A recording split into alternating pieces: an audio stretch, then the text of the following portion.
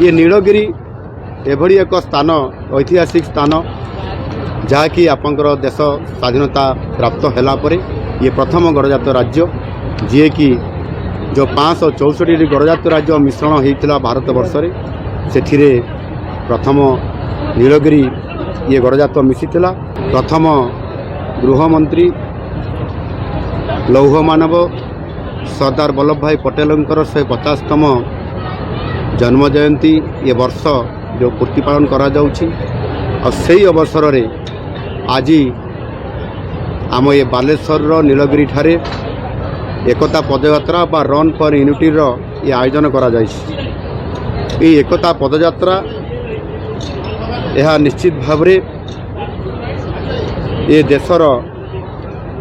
देश प्रेम एकता एवं समन्वयर संदेश को एभली एक एकता पदयात्रा बा रन फॉर यूनिटी स्वतंत्र भाव रे यह आरंभ करा जाइछि राज्य सरकार तरफ केंद्र सरकार तरफ एवं आम देशर युवशक्ति को एथिरे शामिल करा जाउछि। से माने निश्चित भाव रे हमर ये देशर भविष्यत एवं से युवशक्ति को लेकर ये जो पदयात्रा आरंभ होछि यह निश्चित भाव रे से माने किभली भाव रे आम देशर आगामी दिन में नेतृत्व नेबे एवं ये नीलगिरी एभली एक स्थान ऐतिहासिक स्थान जहाँकि आपंकर देश स्वाधीनता प्राप्त होला परे ये प्रथम गणजात राज्य जी कि जो 564 गणजात राज्य मिश्रण होता भारत वर्ष से प्रथम नीलगिरी ये गणजात मिशीला। एवं निश्चित भाव रे ये एक पवित्र माटी ऐतिहासिक स्थान आउ ये स्थान रे ये ओडिशा सरकार तरफ प्रथम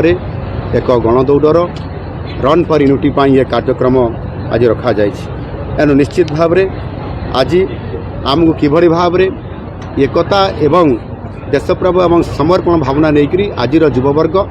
आगे आसबे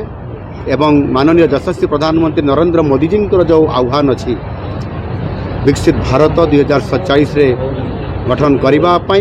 आउ से आधार रे आम ओडिशा सरकार नेतृत्व 2036 मसीह समृद्ध ओडिशा गठन करने आउ से आधार रे आज आमको निश्चित भाव रे आज पवित्र दिन रे सरदार वल्लभ भाई पटेल जी की लौह मानव तांकरी सही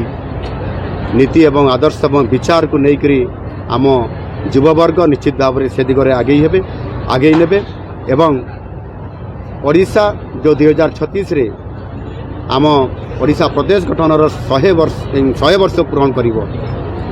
से समय समृद्ध